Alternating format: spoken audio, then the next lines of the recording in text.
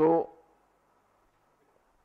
उसने जो काम किया था, जैसे म्यूनिक में तख्ता पलट करने का प्रयास किया था, तो उसको उसके लिए मृत्यु दंड मिल सकता था। लेकिन चूंकि उस समय राष्ट्रवाद इतनी हिलोरे ले रही थी जर्मनी में कि जिस जज के इजलास में, जिस जज के कोर्ट में उसको खड़ा किया गया, जज डॉक में, तो जज ही अपना चेयर छोड़कर खड़ा हो गया कि आप हमारे आदर्श पुरुष हैं, जर्मनी को उद्धार कोई करा सकता है तो आप ही करा सकते हैं, और हमने हमेशा आपके प्रति निष्ठा जताई है। यह हमारे जीवन का दुर्भाग्य है कि I have to make a trial of a great personality like you, but I am compelled to do so, but believe me, I am still having the unflinching faith in your leadership quality and your method of the government. And as I am entitled to give you some punishment, and it is my avowed duty to fulfill this demand, so that's why I am just giving you a very light punishment of simply 1 year jail. And it is on this basis he got simple punishment of 1 year jail, which was not otherwise possible. For this mischievous act which he had done at that time, he must have been given the capital punishment, the death sentence.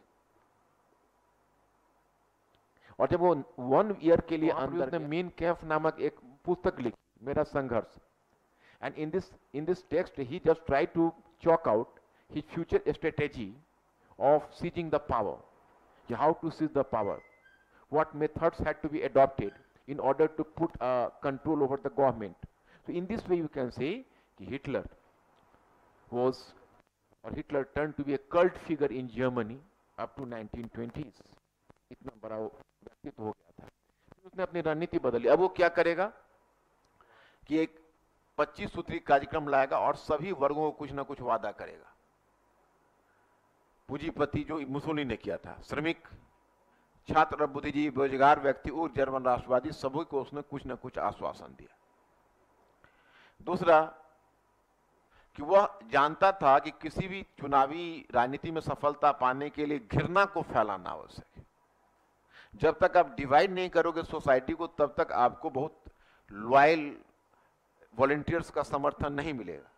तो in order to create some cleavage within German society, उसने 3 लोगों को अपना निशाना बनाया। Jesuits का मतलब है जो रोमन कैथोलिक, क्योंकि जर्मन क्षेत्र क्या था, प्रोटेस्टेंट था, तो रोमन कैथोलिक। दूसरा कम्युनिस्ट, और सबसे बढ़कर यहूदी। और उसकी राजनीति एंटी सेमिटिक पॉलिटिक्स पर खड़ी थी, यहूदी विरोधवाद पर खड़ी थी। तीसरा तुम देखते हो कि फिर उसने ग्रामीण क्षेत्रों में भी अपने कार्यकर्ता भेजे और ग्रामीण लोगों को भी अपने प्रभाव क्षेत्र में लेने का प्रयास किया। लेकिन फिर भी किसी आलोचक ने सच ही कहा है कि अगर विश्व आर्थिक मंदी नहीं हुई होती तो हिटलर शायद इतिहास के पन्नों में खो जाता। तो विश्व आर्थिक मंदी ने जो आर्थिक संकट की स्थिति उत्पन्न हुई और वाइमर गणतंत्र की विफलता को सुनिश्चित करते हुए हिटलर को की सफलता का मार्ग प्रशस्त कर दिया।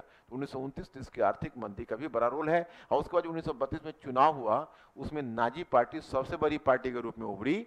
तो फिर राष्ट्रपति हिडेनबर्ग, जो प्रेसिडेंट हिडेनबर्ग था, उसे सरकार बनाने का आमंत्रण दिया और हिटलर जनवरी 1933 में वह चांसलर बन गया, जर्मनी का चांसलर बन गया। और फिर सरकार में आने के बाद तब वो सत्ता का केंद्रीयकरण कर लिया।